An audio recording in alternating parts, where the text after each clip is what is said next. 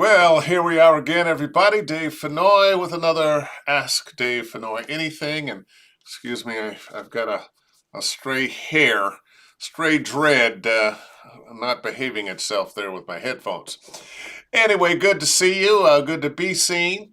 Before we get started, a reminder, this and all the other Ask Dave Fennoy Anything programs are available 24/7, 365 on my YouTube channel, Dave Fennoy Voiceover Training. Coaching with me, simple to do, davefennoy.com. Click on the Study VO tab at the top. And I want to promote my audio book. I don't do a lot of them. I've notoriously said years ago, I've done 3. I hope to do never do a 4th. But this is probably the 5th or 6th. Still, that's not a lot. I've got some audiobook narrator friends that have done 600, 800, 1,000. This one is called The Unexpected Danny Green, From Mississippi to Manhattan, Harlem to Hollywood. Boxing was just the beginning. It is an amazing story of the successful journey of a young man. There's love affair, there's crime, there's boxing, there's winning, there's losing. It takes place all over the world. It's a great read, and I understand an even better listen. Also, for all my gaming fans, at the end of last week on the 28th, Monster Hunter Wilds came out. Huge game. It's getting great reviews. I get to share the credit with so many of my voiceover friends. It's a very large cast of amazing voiceover talent. So if you are a gamer, perhaps you know the series, but this is the new one, just came out, Monster Hunter Wilds. Check it out. Well, without further ado, here is the man, the myth, the legend, Mr. Brad Hyland. Brad, how you doing, man? I'm doing good. I heard you complaining about the dread. I had the same problem just a minute ago. Well, the worst thing about my hair and my dreads is guys my age who are bald. They'll walk past me and give me the stink eye. I had a guy tell me one time, man, you just showing off. I get a little bit. There you go. Well, you got good hair. You got good hair. So, Brad, good to see you, man. I'm used to hanging out with you when we run into each other at conventions. Yep. But it's so good to finally get you on Ask Dave Fennoy Anything, talk about your amazing career. And for me, one of the most fun things, and once again, I learned so much about my friends in this business when they send me their bios. Mm-hmm. We see each other, we hear our work, we hang out, but we generally aren't talking about, how we got started in this business. You were a commercial landscape contractor. How do you go from that to this? Tell me that story. Well, first of all, I do it with glee and joy every day and happiness. My first brush with landscaping was, with voiceover was 30 years ago. And I had pretty much just started my career with this great big national landscape company. And I met with a good producer. He's still kicking in Florida at 86. I think he's 86, and he still teaches and still produces. Oh my goodness! Back then, he goes, Brad, just so you know, if you want to do this, you could make this fly. So I did. This is before the internet and before home studios, and I started. I did the whole thing, and I was sending out DATs and CDs and the whole marketing thing, and it just was too hard to be a 12-hour a day landscaper and then try to, if I booked a job or I had an audition, I had to take a half a day vacation or something. You had to sneak away from work. Well, yeah, or and it wasn't comfortable. So I stopped, and then I'd scratched and sniffed voiceover for all the way up until 2015. and we were on a bicycle ride, and Kath, we're going around the lake, and I was just running my mouth about voiceover, and Kathy stopped her bike, and she went, "You got to quit. You need to quit to do this." And I was like, "Okay." And So I, you didn't ask for permission, but she knew you wanted it. yeah, and I quit. I quit that. I quit about 3 months later. Had a whole plan, healed my soul over the winter, and started in the spring of 2016 full time, kicking indoors just because I knew I could do it. And it's been every day I thank her for that nudge and that Yeah. trust in me. Nothing like a good partner. Yeah, she's amazing. She does all my business kind of stuff. She handles all the taxes and pays quarterly and everything. Oh So boy. yeah, so that's the journey. And I have dear friends from my landscape career that when I quit, they were like, "What's You're gonna do voiceover?" what? And I would explain to them, and a couple of them were like, "Huh, I'm kind of jealous." So it's just been it feels like a fairy tale every day, Dave. It really does. Yeah. Well, you know what? And I think most of us in this business feel that way, that we are blessed and favored uh, to be able to do this work, something that you enjoy. It doesn't have to be voiceover. Anytime you Mhm. have a career that just satisfies your soul, wow, few Yep. things in life are better. And I used to hear all the time, people would say, "If you love what you do, you'll never work a day in your life." And I didn't know anybody like that. I knew there was some nurses and some doctors and some teachers and firemen and some cops and some other people that's how they felt. But now, after almost Yeah, 10 years full time, I know exactly what that is. yeah. Actually think our real work is the auditioning. Yeah, absolutely.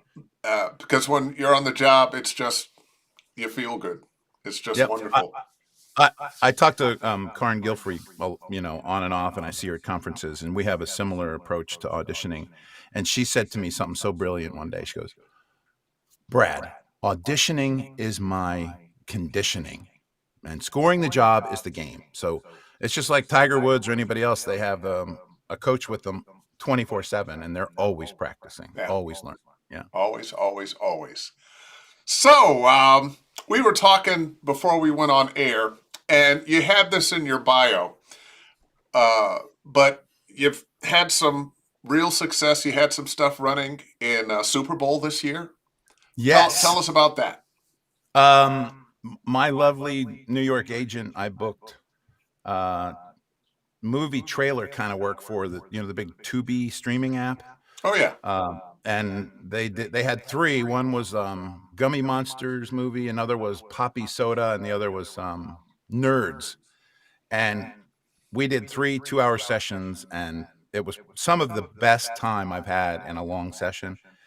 And the product was just really good. I mean, it's 15 and 30-second trailers, but it was really fun. I hope somebody can find them. well, talk about feather in your cap.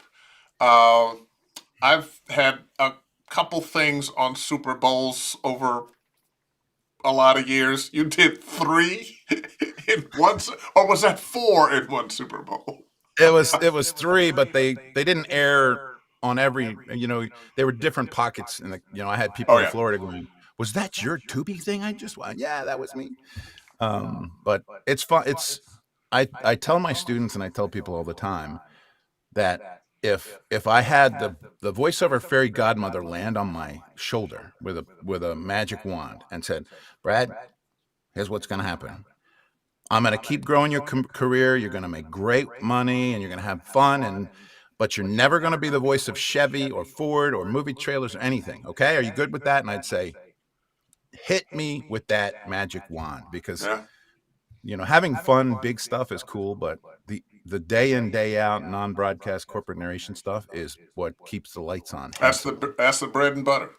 yep. That's the bread and butter. Uh, Now, there's a couple things that you have done that just seem like fun and are iconic. I know you weren't the first voice of, but you're now the voice of Charlie Tuna for Starkist. Yeah, How did that yeah. come about? Um, I'm the voice of Santa Claus for also, and there's a reason I'm telling you that, for Elf on the Shelf, and I the can see one behind you there. that's the elf hanging. Yeah, I have. I Yeah. mean, in case of, Why are you this is torturing that elf like that? He's. I'm the Oh. only. I think I'm the only 6'4", 300-pound voice actor whose voice is inside, and I don't think you could hear I it, offer glad tidings and joy with a Christmas. but so you push his tummy, and ask when you see J. Michael in Atlanta, ask him a funny story about when I gave him one. I sent it to him a couple years ago, Uh-huh. and he said he was. I'll go ahead and tell you a little bit. He said he was, at night, he was thinking about maybe giving Anna a little kiss at night, and he rolled over and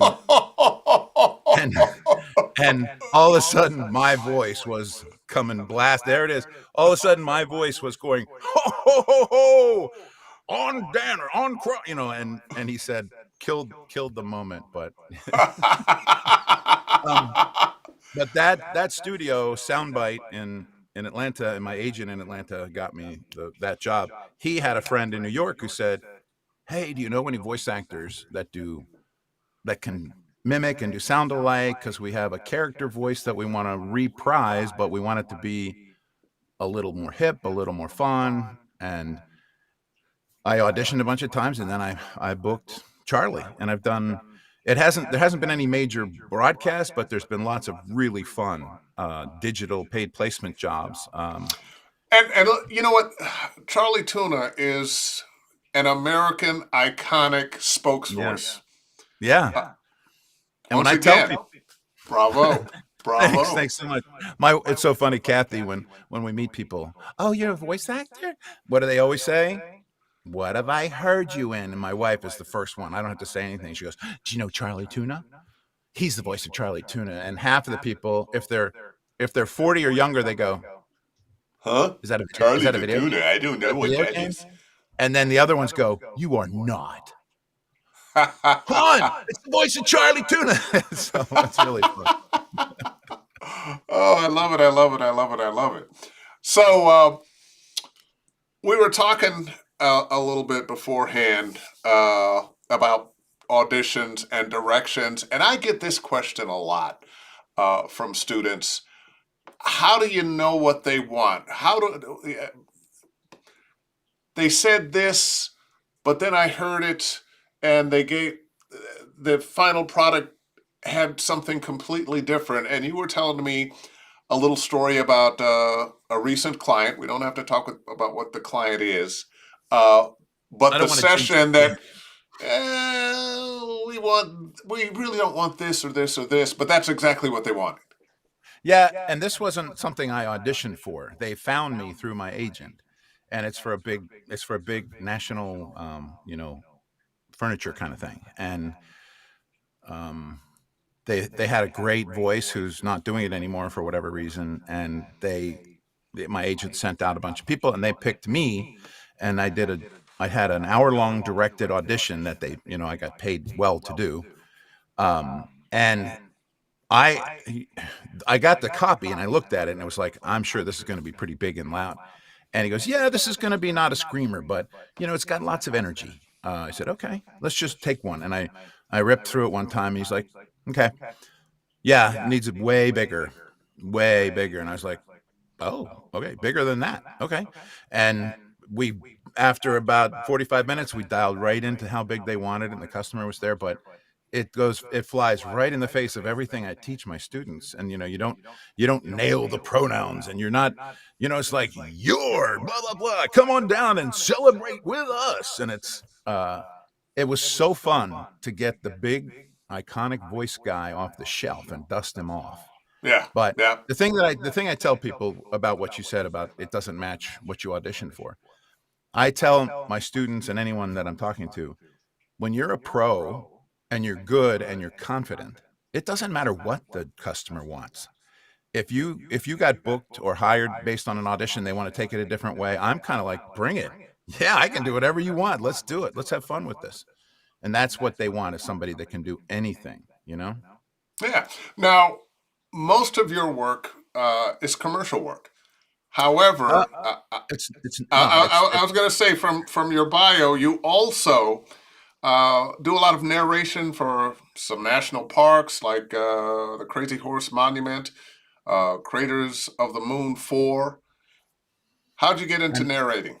um, uh, honestly, a lot of those good narration jobs I got through Voice 123, where they put out a quality audition request, and I'm a good storyteller, and often film narration like that is just telling a story, like you're talking to that person, and you're not screaming at a whole amphitheater full of people. It's just like the one for the Craters of the Moon. It's like it was a weird and scenic landscape, peculiar to itself. You know, that kind of a pace to it, and I love doing that kind of work. One of my favorite things is I'm the voice for the Titanic exhibition that tours the country now, Oh, and they hired me for Titanic 2 that's touring in Australia and New Zealand, and they just booked me for Titanic.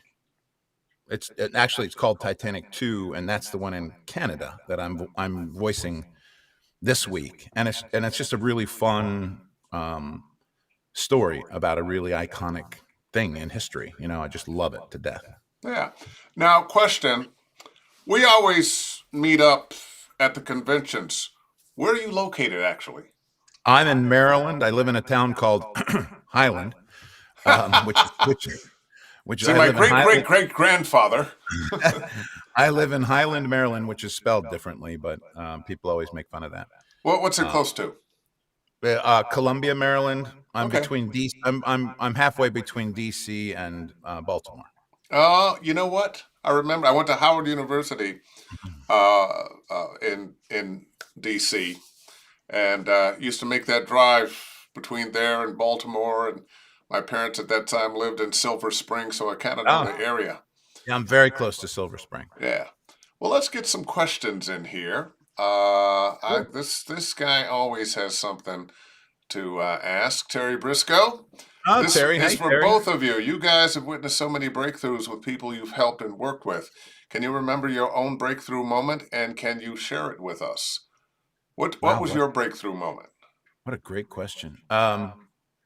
Honestly, I knew I could do this, and when I started full time, um, I was auditioning like crazy, and I started booking very quickly, just because I knew I could do it, so nobody was going to tell me I couldn't do it, and I booked um, five words for a LaCroix sparkling water commercial, and I got $300 to say LaCroix sparkling water, mildly refreshing.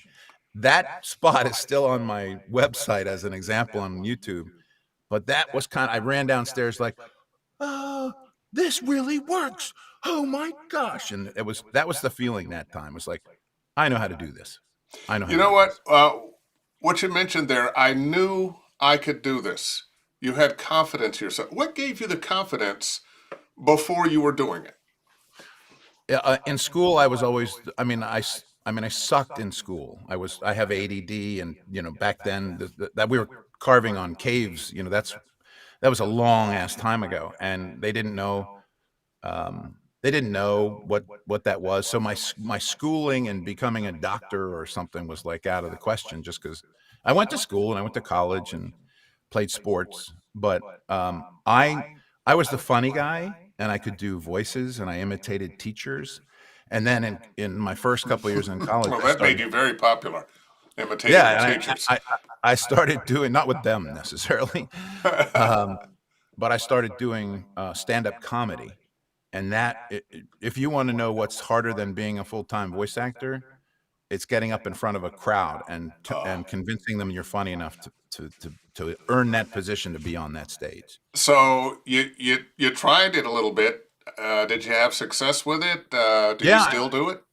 I still do it sometimes, but I'm so busy with the voice stuff, and the the the pathway to being a stand-up comic is just a grueling, nasty, Yeah. and I it's got a bunch of friends who are stand up comedians. Some of them very successful. Some of them yeah. not as successful, but I ended up going to a lot of comedy shows too. And when I was a morning man on radio in Northern California, I wrote a lot of bits. I did a lot of character voices that I was having conversations with myself, pre-recorded, Mhm. uh, and I would tell jokes on the radio, but it's not the same thing. No. Because when you're in that booth and there's no audience there, you tell the joke, you hit the commercial or the record that's coming up, and you just know everyone's laughing. But when you're on that stage, Oh, I'll tell you, oh, I had some really successful shows, and I've had also, when I first was doing it, when we moved down in 1984, I would go to the Comedy Stop, the uh-huh. Comedy Cafe, what's the Improv, um, and they would, Tuesdays and Thursdays was open mic night. You go put your name in a hat, and there's a bunch of drunk people, and when your name is called, you got to get up and do your set. And sometimes people, it's just awful. They're gone, and you can't say, "Hey, I don't feel good about doing this now because there's not enough people." You got to do it. And Oh, yeah. muscling through that was a real lesson for me. Cool. Let's get another question in here. I hope I answered Terry's Oh, question. no, you did. You did. Smack Lewis. I love that name. How'd you get the Yeah, name that's a cool Smack? name. I'm gonna Brad, steal how have you that been name. able to sustain your career after this many years and still stay competitive? Before you answer, it hasn't been that many years for you. You should be I asking me that question, Smack. I've been well, doing this since 1990 in LA. But okay, let me just get well, I might over be that. older. I might be older than you, Dave. So maybe I can answer this. I don't know. I just turned 65 this summer. So, Okay. um, I, Well, you're wearing it well. oh, thank you. And I went to a ball game and got carded, and the lady, this was not too long ago. She looked at my card, and she looked at it and looked at me and went, "You've pickled well, dude." I said, "Okay, thank you. I think thank you." Getting off point here, but my wife and I lately have gone out to a few places, and she got carded, and she was Yeah. and then we Oh, found out they changed the law that they have to card everybody that goes yeah, in. yep, that's what they have to do. Kind of Yep. took the sheen away, but It's still fun. yeah, yeah. It's still fun to pretend. But so I'm full time, almost 10 years now. But one of the things that keeps me sort of to quote J. Michael Collins, on the bleeding edge of what's happening and what people want is always being ready to learn and keep your ears open. And I take a lot of the online versions of people's trainings where I don't have the stress of having to read and perform, but I can take notes and watch carefully what people are doing, Now, and when I you can, say you take other people's online training, who as could an you mention? example, Anne Ganguza has a really good series with her VO peeps, and she'll have fabulous people on, and I'll buy the $50 audit only, Mm-hmm. and I just learned so much watching her help other people and watching people work through scripts on their own. But it's about staying fresh and not just going with what you think worked a few years ago. And I know there's a lot of people that used to book, a shit ton of work 15, 20 years ago, and now they're not. It's because the Well, the the world market, has changed. the world has It, changed, it's and the just market, like the style of clothes. If you're wearing stuff you were yeah. wearing 15 years ago, you're not in style. And it's like our discussion about the big voice thing. That was in vogue, 15, 20 years ago. It was all over the place. And now I get to pull it off the shelf for really fun spots like what I just did. But that is like this much of my job. Most of the stuff that I do is kind of like the amount of air coming out of my pie hole right here when I'm doing a corporate Yeah, narration. conversational, although they're not calling it conversational now. They still don't want the big voice and all the words made special, And but crisp and and perfect. crisp and perfect. But they don't want it as conversational as it was. And I think part of that was younger voices. Mhm. They're getting a few older voices now, thank goodness. Yeah, thank Uh, goodness. but they want a little authority. Yep. And I don't know if you've read Jay Michael's stuff recently, but he's very thoughtful and he puts together great pieces that he sends out. He talks about the little bit of a shift coming now about it being ownership. And it's a way, Yes. it's not just some dude leaning over the back fence going, wow, that's a really cool mower. I think I'm going to go get one of those mowers. Now it's like, you like that mower? I just bought it. You can go get one too. It's only $2,000. You know, it's just ownership. I'm cool. I'm grounded in Yep. my positive feeling about it without having to be too expressive. Yeah, I don't have to sell you on anything. You've already bought it. Now go use it. You know, that kind of thing. I got that thing. That's right. Let's get another question in here. Beautiful. Terry Briscoe has a lot of questions. Mm. Coaches have to be always learning themselves. So true, so true. What trends have you had to discard recently in your own teachings to stay fresh with your coaching curriculum? And also, let's talk about your coaching curriculum. Okay. My as I said, I don't have anywhere in my website or anything that says Brad Hyland, voiceover coach. I'm a voiceover coach and a mentor, but I am, and really the answer to what Terry's asking is, this is my happy place. Here I am. You know, this is it, and I'm not going to become a full-time voiceover coach, and I'm never going to produce demos, and I'm never going to sell marketing. I'm the guy who can tell you, Do the hey, work. do the work, but I'm the guy that say, if you really want to focus on animation and character work, you need to talk to Dave Fennoy or, you know, some other people. And I recommend people that can really get narrowed in on where they want to go. I'm the guy that's in the trenches, who's competing every day on some casting sites and with my direct marketing and with my agents. And I'm just, when I'm not teaching and I'm not voicing, I am auditioning like my fate, like it's my job, because it is. Because that is our job. Yeah, it's my job. And I personally, one of the things that keeps me on the cutting edge is I love to audition, and I'm really fast at it. And I don't mull over stuff forever, and I don't overthink it, and I don't Frankenstein my shit together. It's just like, here's what I'm going to do. Bump, bump, bump. Perfect thing. Trust my space. Ignore everything. Knock it out of the park, and off it goes. And it's like, next. That's my mentality. All right. How many takes? Not how many takes you send. How many takes before you have it like you want it? Honestly, it's usually just one. Hmm. It's one take, and if I screw up, I'll stop and pick it back up again. I'm more focused on, if I'm going to do two takes, how am I making that second take different? Yeah. Because people really fall into the trap of doing two takes, and then you stack them on my DAW, and they play them, and they go like, oh my gosh, it's exactly an echo. I'm saying, yeah, I'm not trying to be mean to you. I just want to show you that you need the second take to be for a reason. What's the Yeah. emotion behind it? What's the emotion change? How is it different?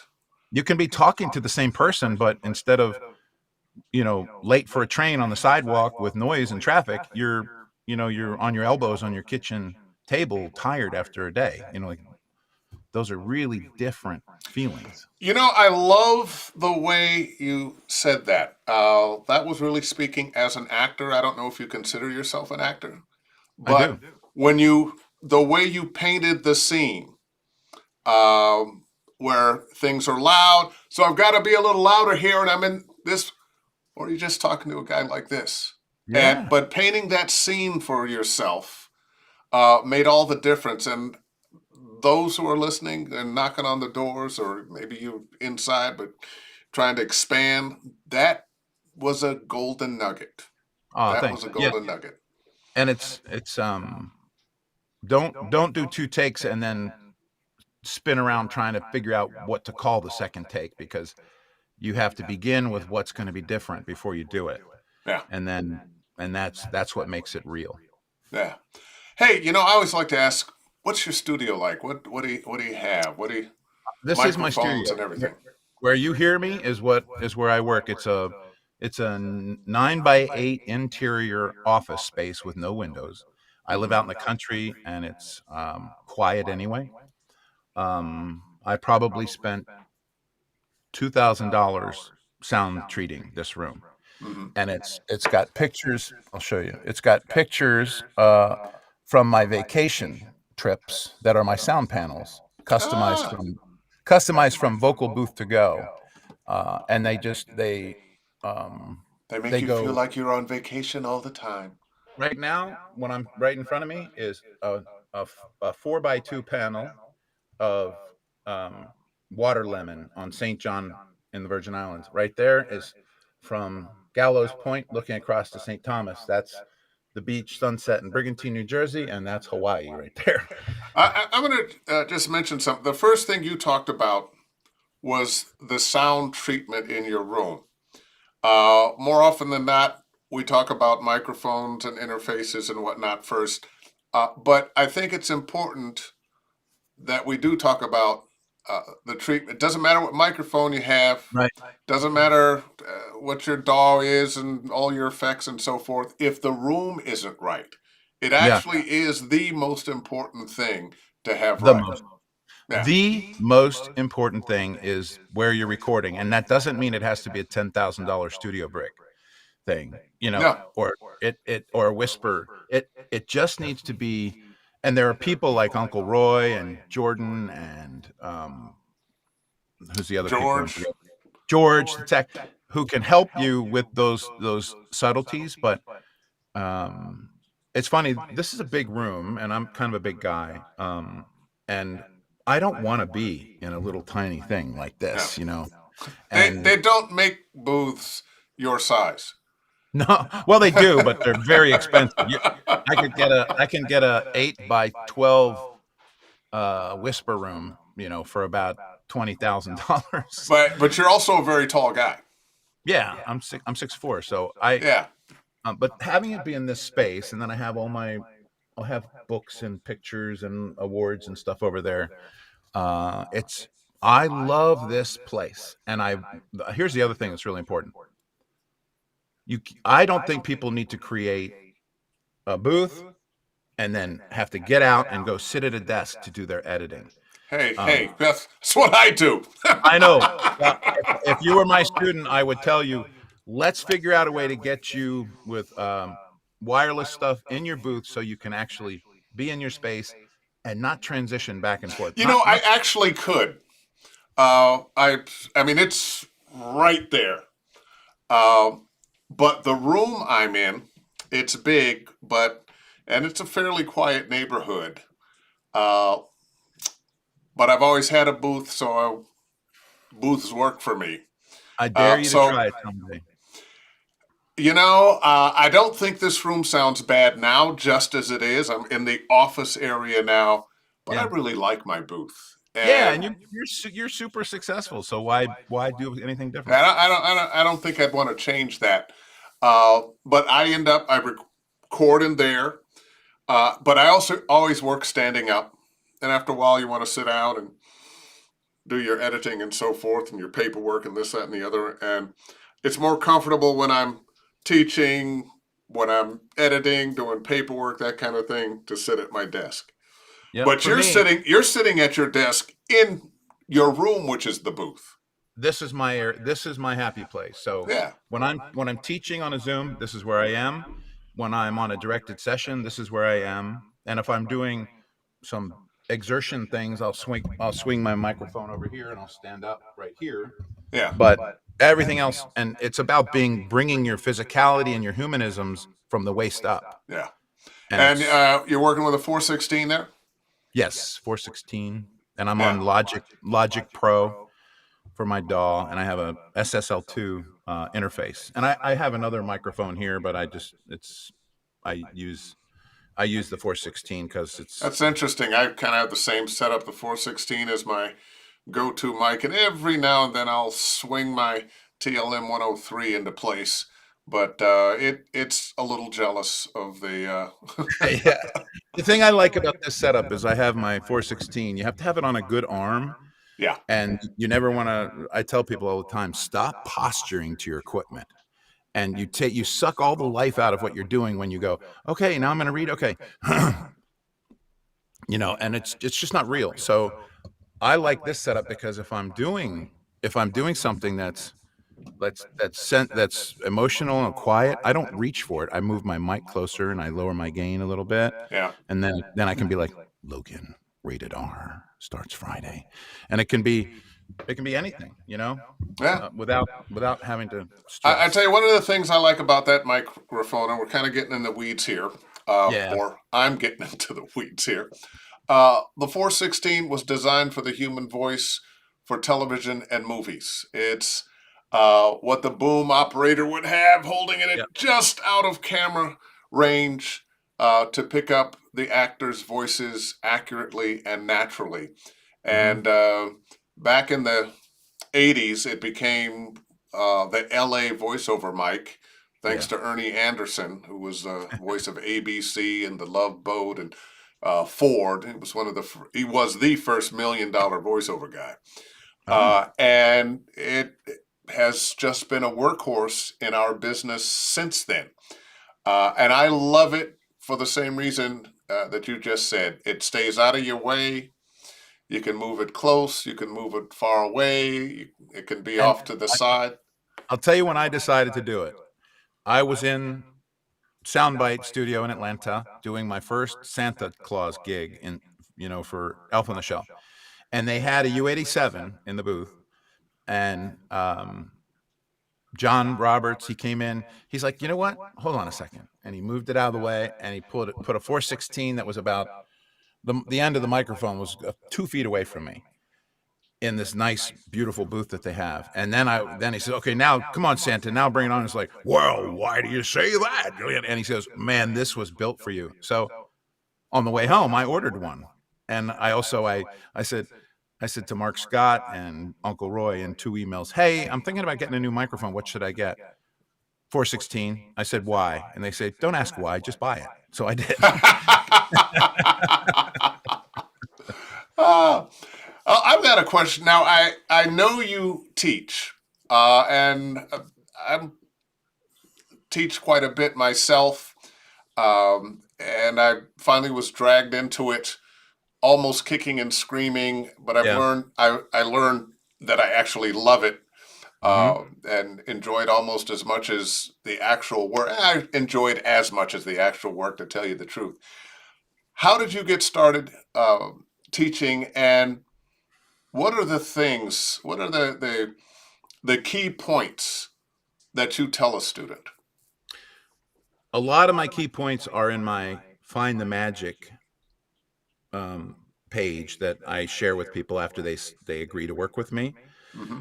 And it's things that I won't even go into the detail here because they're very specific. And it's all the voiceover training in the world and Meisner and acting and who you talk, all that stuff, everybody knows. I've I've found a way to make it um, applicable because it worked for me. And I also, I talk to every customer that hires me. I talk to them on a Zoom, and we have these wonderful conversations about how their business works and what's important to them.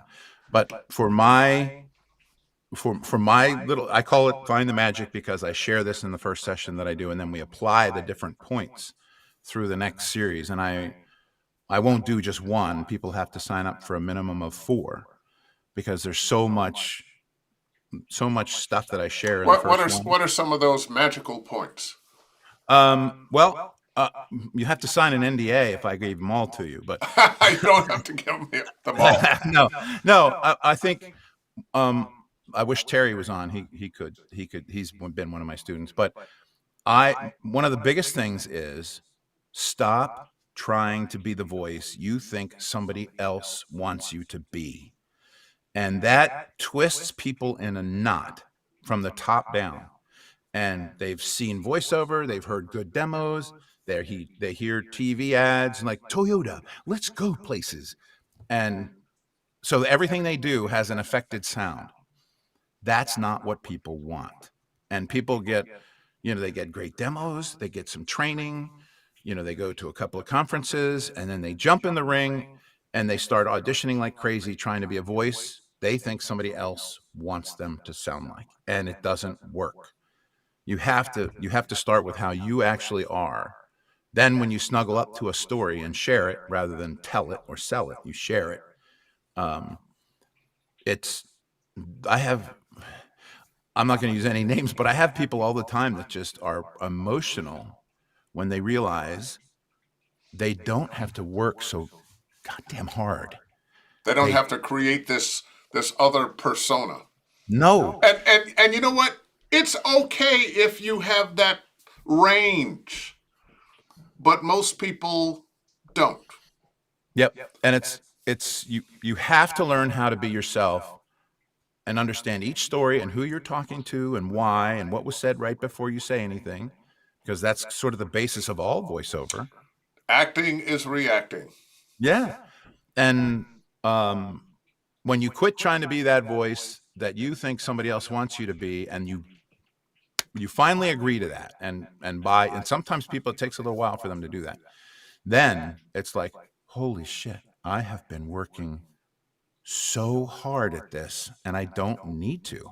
Yeah. You have to work hard. Now, and let me say this, this is like we're sitting at a little having coffee or drinks or something.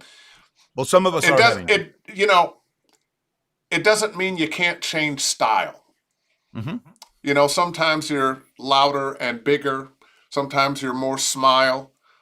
Sometimes you're quieter and more calm. But it's still your voice. And it's all based on who you're talking to and what's going on. Yeah. What's the scene you're in? Yeah. You mentioned, Mr. Terry Briscoe again, and once again, he always has such great questions. Terry. Terry said, I learned so much about how to do that second take from Brad. I really thought my second take was different until he showed me I still had some work to do in that area. It was a great lesson for me. Yeah. And it's so funny. Thanks, Terry, and you're doing great. But people, they do a take and then they go, okay, I'm gonna just make this one, and if the first take is, at World Bank we care about you, and the second take is, at World Bank we care about you, it's not. That's different. not different. Different is not a bigger gap between a word, or it's not changing your inflection up one time and down another time. Difference is like different attitude. Friendly in business would be, at World Bank we care about you. That would be one way, and another way is like, at World Bank we care about you. And it's what's the mood and the feeling and what you're doing. So my second takes always have a reason, and I don't always do, unless my agent says you must do 3 takes, and they're all got, if I'm on a casting site, I don't do 2 takes unless I feel a reason to do 2 takes. Yeah. Well, you know what? I often will do 2 takes. Like you said, if you have something really different or they've asked for it, sometimes you'll get an audition that says, give 3 in a row, especially if it's short. Yep. But 1 take will do. 1 take will do. If you're honest and real and it's believable. I'll tell you here's another secret, Dave. Especially with casting sites, people are listening for about 5 to 8 seconds before they go, nope. They know right away, because they know they're just looking for the voice that's kind of in their head. Yeah. So if you spend an hour on an audition for a $500 job, and the person goes, oh, give me another Red Bull, I got to get started on some of these, and they put in here and they go click, nope. Yeah, and they heard your slate. or gone. They just, because I tell people all the time, I might be the $60 ribeye, but what they wanted was a piece of salmon on a plank. Or I'm a hamburger, they wanted a hot dog. I don't care. I just do a great job. I don't take very long on my auditioning. I know what I send out is quality, and then I keep the pipeline filled, because it's a numbers game. It's a numbers game until you get like 100 returning customers. Yeah. Uh, I tell people all that all the time. We are in a business where most of the time you're being rejected, or Yeah. better yet, not chosen. And the reason they're not choosing you isn't because there was something wrong with your read. No. No. Uh, Somebody else fit the bill for them more than you. Yep. Just like there are a number of great cars out here. And just because you didn't choose the Rolls Royce, well, maybe you couldn't afford the Rolls Royce, but there are a lot No. of wonderful cars. But No. we have a preference. Yeah. Oh, no, I'm a Ford guy. Oh, I'm a Chevy guy. I like a Buick. Or I didn't want a Rolls Royce, but I got a Lamborghini. You know, Yeah. there's two. It doesn't matter. It's just. I don't waste. I tell my students all the time, and this is kind of silly, but I'm playing darts with myself when I'm auditioning. And when I have a day that I just thank the Lord for, where I can audition a lot and I want to get 20 or 30 out in a day, everyone is like, I spend about 4 minutes on average per audition, no Wow. more. And I, everyone is like this, and it's a bullseye. And when I send that completely in my heart, I'm like, I'm booking that bitch. My yeah. God, am I booking? Yeah. And if I don't, it's just because the guy went click. Um, no, too big, too loud, too whatever. I You, don't worry you, about you it. know, you got to do the audition and then forget about it. Yep, absolutely. There are always going to be some auditions that are bigger than some others, and you kind of later on that day, wow, it'd be really great if I got Mm. that. That would be blah blah blah blah. But if you give them too much energy, okay, I really got to get this. That's what's coming through. Yep, yep. And my gosh, people spin themselves into the ground for an opportunity, and somebody listens for 4 seconds and goes, no. And it's Yeah, not because you suck. It's just because you're not the voice they want. yeah, yeah. All right, got another question here. Terry Briscoe? Oh, Uh somebody knew. Okay. no. Oh, I love Terry. He's a Oh, he's wonderful my. guy, but I love him because he has so many great Let me questions. say something about Terry. He doesn't live far from me, and he's been to a couple of my parties at the house here. And he likes a certain drink that I created called the Highlander. I'll let him tell you about that. But he's a guy who got my name from, I think, Wovo. Uh-huh. And he said, oh, Brad's a mentor. I'm going to email him. He's not going to answer me. But I did. And he was like, holy shit, I didn't know you were going to really answer me. And we've been friends ever since. Oh yeah, he's a great guy. He's a great guy.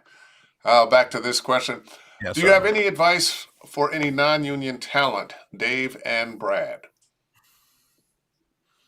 I'm not union. And I've done a couple jobs that make me eligible, but my life is the non-union corporate narration, explainer videos, telephony, film narration, A to Z that I love to do. Yeah. And then when I score a big opportunity like a national spot, that's the cupcake now and then, you know. You know, I I will be have someday.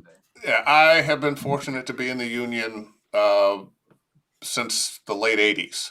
Hmm. And I am happy and proud to be a union member. I think there are a lot of benefits just in things like healthcare, Yeah, for sure. which used to be free. Now we have to pay a little, but it's so much less than most people are paying.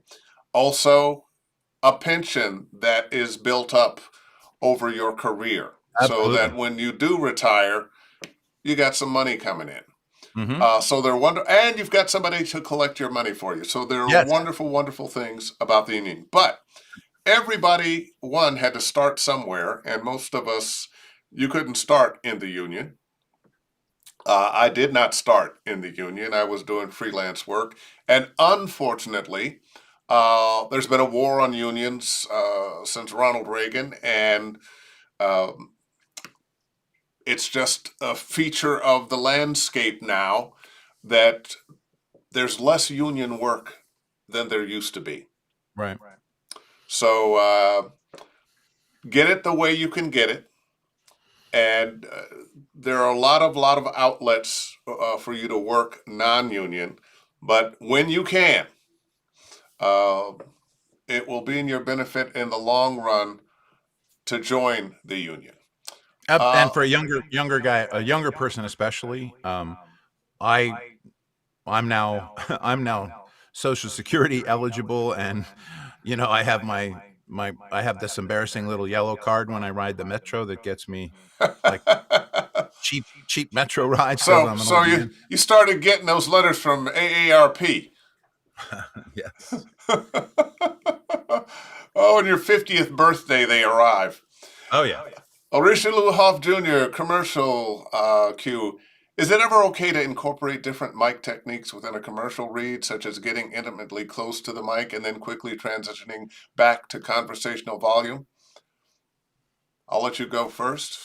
Yeah, there is, but most of the time for me, the transitions in a script or the changes and the turns aren't about talking like this and now I'm talking like this. It's about, like, if it's a funny thing and you're just like, hey, here's this thing over here. Did you know this thing does this and it does this and it does this? And why would you do that? It's a you're kind of like breaking the fourth wall, and it's just a little off. It's just a little off axis, and it's a less volume. It's not so much a it's not a changing of anything. It's just your attitude You changes. know, there's a reason to do it. Perhaps you're being a little louder, and it's almost like you're looking around and you're, and I, but you should know about this too. Uh, Yeah. that you might do in real life with somebody. Yeah, for sure. Those are the reasons to make a change, not just, oh, let me make a change. There's a reason. There's Yep. something behind it, something in your reaction, your It's thought, your feeling. it's or it's organic, and it's Yeah. about the story that you're Yeah. telling. So it's not something the listener's going to go, oh wow, they just changed the mic and got really loud. It's going to be something like, yeah, I got some kids and we're doing this kind of stuff, and like, get away from that over there. Yeah. Which It's happens in commercials a lot. hmm You know, you got this. He's not quite the smartest dad, and he's doing this thing over here. And honey, can you? yeah, yep. But there has to be a legitimate reason for that. Let's see. Charles the voice. Charles. Brad, the man with the master plan. Another student of mine. Just of course. Just saw you two were on together. Two greats on one package right here. I didn't read the whole thing. I thought there was going to be a question, but it was just telling us how wonderful we are. Well, Uh, I love Charles is crushing it, and he's somebody who, yeah, I don't want to, yeah. Thank you, Charles. You're awesome. and Terry with a Brad. Stop acting like you hate the senior smart trip card. LO, I love it. love it. I love it. Uh, Arlia Ashburn, interesting voice about the union. Advice about the union. Thank you. You are welcome. You know, we're we're living in a world. There's a lot of business that's very anti-union, anti-worker. I was reading something about Amazon today, and one of the richest men in the world fighting tooth and nail to keep from paying people money. The comment he makes or has made in public: I want my employees to be afraid every day when they come to work. And why would you want your workers to feel that? Why? But we're off track. Um, Let me ask you this. Do you ever find that you have to find a way to maintain your passion and enthusiasm for voice acting?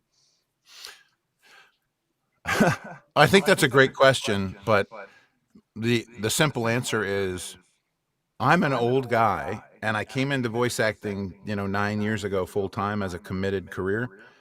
I feel like every day I'm about 30, and whether I'm teaching or if I'm invoicing or if I'm auditioning or I'm doing directed sessions, every single ounce of my day is like a little ray of sunshine for me, even on boring days when I'm just invoicing. And but I can't even imagine the feeling of, oh shit, I got to go upstairs and do that audition. Ugh. It's just not even in my soul. It's too, what I do is such a gift, and I feel so grateful, and every day is new. Like I can be the voice of a mop in the morning and a voice of a grizzly bear in the afternoon, and then I do voice messaging for companies all over North America. And it's like, yeah, thank you. I think I'm going to Yeah, keep doing it. yeah. And you know, there are jobs I know that there are auditions I turned down. Yeah. Occasionally, the thought, I don't want to work that hard, but it's usually like something like medical narration. When I tell you, when I was doing my demos in 2016, in the end of 2016, I said, yeah, I'm going to do medical narration. I'm going to do commercial, blah, blah, blah, blah, blah. I got my scripts, and J. Michael was directing me, and I had practiced them, and I thought, I'll get better. I'll be able to do this when I'm on the Zoom with him. And after about the first 2 tries at the first 2, I was like, I hate this shit. And I said, Captain, you know what? I'm not doing a medical narration. I suck at it. And I'm a little bit dyslexic, so reading difficult words. So he was like, that's cool. We'll let's turn it into a 6-second demo. And I did that instead. And I've done those jobs that you see on TV, like, and don't take if you're nursing or pregnant or plan to be pregnant. I've done those kinds of voiceover medical type jobs. I just don't chase it because I'm not good at it. And then there's people that I know that are, I have students that will run circles around me with medical narration. And usually they are people who have some kind of medical background. Yeah. Maybe they spent some time in medical school. Daddy was a doctor. Mommy was a Mhm. doctor. And they love it. And they They love love it. it. That's Yeah. the more important part. And I think that's very important. You really, if you are doing a job you love, and we are both in that boat, Yep. it doesn't feel like work. It feels like fun. And when you get something within the realm of voiceover that starts feeling like work, you don't have to do it. Nope. There's so many other things to do. No, and when you have 100 or so returning customers that float your financial boat, so you don't have to book a new gig every week or 2. Yeah. And just as an example, I'm on a bunch of casting sites, and I have probably too many agents. They all send kind of the same thing, but I just delete stuff all day long from jobs that I don't want to do because I don't need to dig in to see why that job is $300 instead of $1,000. I just delete, and then when I see one that's right, it's like, oh, that's for me. Cool. It's interesting. I don't. I like it when the jobs pay more, but I don't necessarily turn down a job that pays less unless I don't want to do it. It's just something that I'm not interested in. Sometimes a job that pays less is something that I really, it's a script that appeals to me. Absolutely. It might be a game that appeals to me, a commercial that appeals to me. And I do that all the time. Yeah. I am as interested in what kind of work it is as much as how much it pays. Yep. And I wonder sometimes if my agents think I'm crazy when they send me something that, well, somebody got in touch and they were wondering if you'd be interested in this. It's blah, blah, blah. And I'm, oh man, that sounds great. Yeah, sure. Well, it doesn't pay that. It does. Yeah, but it does pay, right? Yeah. So away we I think go. everyone has a standard, and your standard for non-broadcast, the people that are doing all the Fiverr and Voice Bunny and stuff like that, I really want them to start ripping the Band-Aid off so that they can spend that time on the better leverage that job. work that pays better. Yeah, and for me, I love it when there's a job somebody wants me to do. It happened just today. It's for one of the main camo makers for hunting camo for clothing, and their budget wasn't quite where it should be. And I got them on a Zoom, and we were talking, and it's like, I actually have this type of thing that we're going to voice. It's something that I choose to use, so I adjusted my rate a little bit to make that work. Oh, there you go. Yeah. Uh, two more questions, and then we'll call it because I was only going to keep you an hour. Tanji, I'm Kamiko, voices. I've been doing very well on my own, but recently have considered retaining an agent. Is an agent necessary to get to excel in VO? To get to Disney, for example? Thanks. Your thoughts, Brad? I think people worry a lot about agents way too soon. And when you're ready for an agent, you'll know it. But if you're already successful, an agent, a good agent, will give you opportunities at jobs you're not going to see on your own. So, yes, when you're competitive and you're good and you have a book of work that an agent can go, wow, this person's got a lot of stuff going on, it's time for a good agent. But starting out, that's not the worry. Now, and this is different than the world when I started in 1990 in Los Angeles. You really needed to have an agent. Everything was union. We're not in that world anymore. But the best jobs ultimately are going to be coming from agents. And yes, when you mentioned Disney, you're not going to get into Disney without an agent unless it's Right. some strange fluke.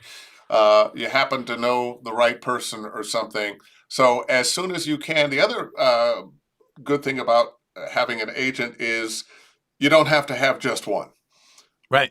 You can have agents in different parts of the country. You can have agents overseas that expand your reach Yep. that perhaps you can't expand. All right, one last question.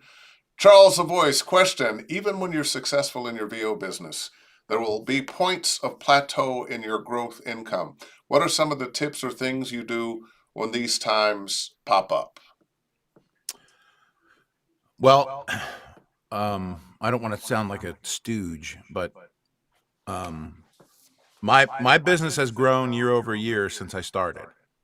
I haven't gone backwards 1 year yet, and I track my revenue really closely, and I know every month how I compared to last month and how I compared to that month the year before. But I think it's the fact that for me personally, it's because I do telephony, I do explainer videos, I do film narration, I do corporate narration, I do web videos. I have some good agents with some good. So there's just such a variety of things that I'm working on that I'm always able to keep my pipeline and my revenue stream sort of jacked. And since I've started officially being, a voiceover coach and a mentor, I've been very, very careful not to lean too heavily on that because I don't want to be doing 4 or 5 students every day. I like 1 or 2 a day, and I need to actually get down to maybe 1 a day and really focus on the other things. But it's the fact that I have a really broad sweep of the kind of work that I do that keeps me from hitting those plateaus and going like, man, how am I going to keep the lights on? You know, it's interesting. I also teach. I have a number of students. I also like to keep it not too many. Hmm. Um, and I always let my students know that if they have to cancel at the last minute, I don't charge them because there are too many times that I have to cancel at the Yep. last minute because a gig pops up. Um, and that said, I have had ups and downs in my career. I had a very big down 2008 when the economy crashed. Hmm. And I mean, it was, for those who might be too young to really remember, it was terrible. Yeah. And I went through a lot. And I had gotten comfortable because I was under contract to do promos here and there. And when those contracts ended, another one would come up. Right. But in 2008, that didn't happen. And what I had to do was learn to promote myself more, that I couldn't Hmm. just rely on my agents. And that is what brought me back. So I'm going to suggest that in a long career, you are going to have some ups and downs. There are going to be some Yep. times you find that maybe what you do is not in style, or something happens with the economy. So don't necessarily expect that with even your hard work that everything is going to keep going up and up and up and up. Uh, so And save your money when you're doing well. Save your money. live beneath your means. I know Jay Yes. Michael says that all the time. And the Yes. other thing is, do what you're good at and what you love to do. And then for me, I have some amazing virtual assistant people that I have that work with me. I don't say for me, but with me. I have someone who does my marketing for me and helps create my training deck, my PowerPoint slides, and she's brilliant. She's also a voice actor. Thank you, Miranda. And I have other people that I rely on that keep me in front of the mic instead of screwing around for 8 hours on something that I can't fix. I have friends that are really good with technical stuff. Pat Kirchner, Mike McGonigal, Umberto Franco in Portugal. I have two of those guys on retainer. Umberto, tell Umberto I said hello. Umberto, he's on retainer right now. So if I have a problem, I can go, Umberto, por favor, and ayúdame. And he will get on he'll take over my screen and fix the thing. Pat does that for me too. Yeah. And I also have some students that help me with my reel creation for social media. So I'm not spending hours on it. I'll send them some pictures and a video, and they make it look like a Hollywood thing. Thank you, Andrea. And Lynn and the bunch of other people that are really making my life easy when I need it. There you go. There you go. Brad Hyland, it has been a pleasure, my friend. I know I'm going to see you in Atlanta. Yes. For VO Atlanta. So let's break bread or have a drink. Yeah. Well, we will get the gang together. Yeah, I wore my VO Atlanta lobster shirt today. Oh, there you go. There you go. And I actually have a few seats left in my X session on Thursday. So if you want to work with me, Okay. And your X session is called? It's Find the Magic. Book more work. Oh, just like Thursday you were afternoon at mentioning before. 3:30. Yep. Find the magic. So if you're going to be there, Find the Magic with Brad Hyland. I would offer my classes, but they're sold out. I know, and you're like the person, you and Tina and Mary Lynn, you guys are the kings and queens, and that's what I would love to be someday. Well, you know what? You are royalty. You just don't know it. All right, my friend. It has been a pleasure. Let's see. I was going to share a few other pictures of you and oh, gee, who's that guy with the long who's hair that at the guy? end? Who's that Yeah. guy? And oh yeah, who are those people? Harry. Anyway, I'm going to say goodbye and thank you to everyone that's been listening and still here. Thank you Yeah, so much for being and Brad, thank you. Fantastic guests, fantastic information, and once again, one of the things I always love is when I get to interview my friends in this business. I learn so much about them that I didn't know, and yeah, just good. So I'll see you in Atlanta. Thanks, man. All right. Well, there he was, Brad Hyland, ladies and gentlemen. Hope you enjoyed, and a reminder, want that audiobook, The Unexpected Danny Green. And for you gamers, Monster Hunter: The Wilds has come out. And this and all the other Ask Dave Fennoy Anythings live on my YouTube channel, Dave Fennoy Voiceover Training. You can go there 24/7, 365, and watch this and all the others. And if you're interested in training with me, DaveFennoy.com. Until the next time, book something.